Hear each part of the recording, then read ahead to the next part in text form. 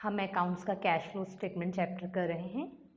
Last 2 videos में हमने उसकी इंट्रोडक्शन और फर्स्ट पार्ट जो है cash flow from operating activities का ए सेक्शन वो हमने सीखा था। आज हम करने जा रहे हैं cash flow from investing activities. तो चलिए स्टार्ट करते हैं। हम लिखेंगे cash flow statement.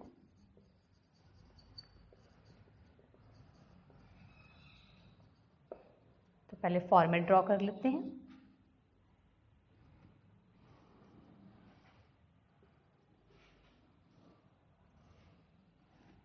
Details, amount,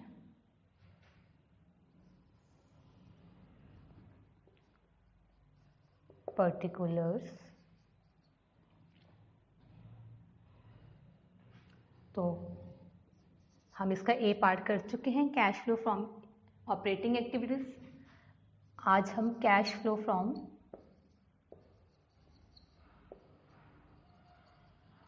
investing activities करने जा रहे हैं।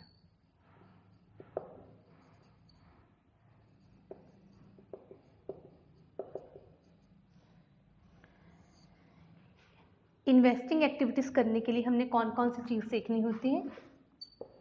फॉर इन्वेस्टिंग एक्टिविटीज हमने एक देखना है फिक्स्ड एसेट को, दूसरा हमने देखना होता है नॉन करंट इन्वेस्टमेंट को,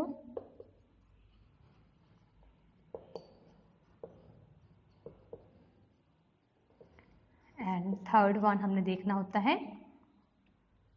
इंटेंजिबल एसेट्स को।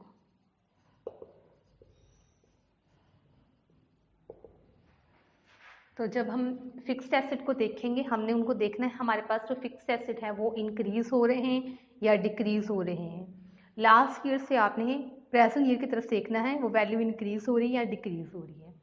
अगर आपको एडिशनल इन्फॉर्मेशन गिवन है तो आपके उसमें अकाउंट्स बनेंगे। तो चलिए करते हैं हमने। अगर तो वैल्यू आपकी इंक्रीज हो रही तो आप लिखोगे सेल ऑफ फिक्स्ड एसेट्स।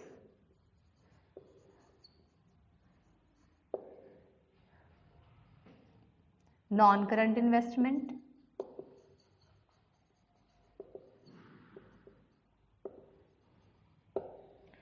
तो आपके अगर फिक्स्ड एसेट डिक्रीज हो रहे हैं तो मतलब उसकी सेल मानी जाएगी। अगर नॉन करंट इन्वेस्टमेंट डिक्रीज हो रही तो उसकी सेल मानी जाएगी। तो आपने उसकी वैल्यू को यहाँ लिखना है, उसको प्लस में लिखेंगे हम। फिर हमने देखना है अगर तो वो वैल्यू डिक्रीज हो रही तो हम सेल मानते हैं, और अगर इंक्रीज हो रही है तो हम लिखेंगे परचेज ऑफ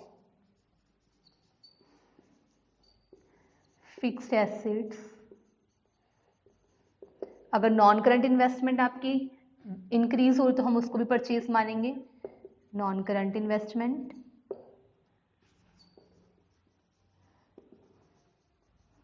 और अगर आपके intangible assets like goodwill, trades जो आपके हैं, तो पेटेंट्स, वो अगर इंक्रीज हो रहे तो हम उसको परचेज में यहाँ मान लेते हैं।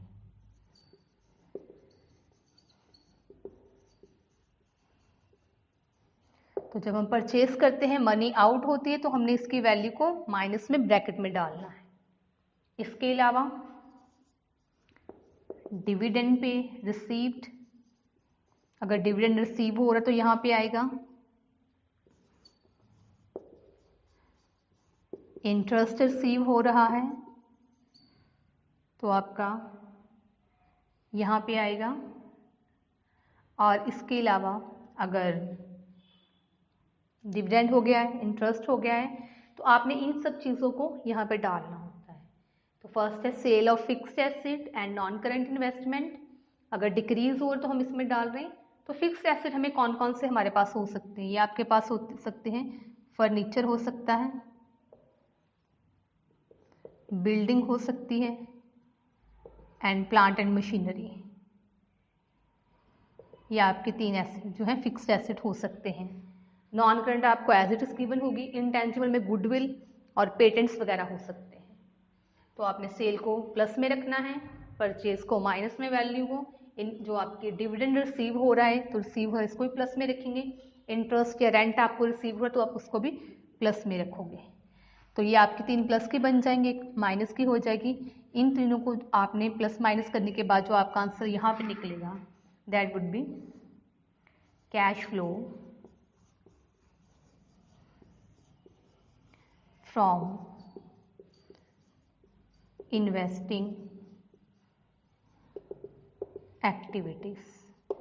और अगर इन सबको प्लस माइनस करके आपका आंसर यहाँ पे माइनस में आ रहा है तो आप लिखोगे cash used in investing activities. तो आपका यहाँ बी पार्ट खत्म हो रहा है। इससे पहले हमने ए पार्ट किया था ऑपरेटिंग, और इसके बाद थर्ड पार्ट आता है cash flow from financing activities. उसको हम नेक्स्ट वीडियो में सीखेंगे। Thank you.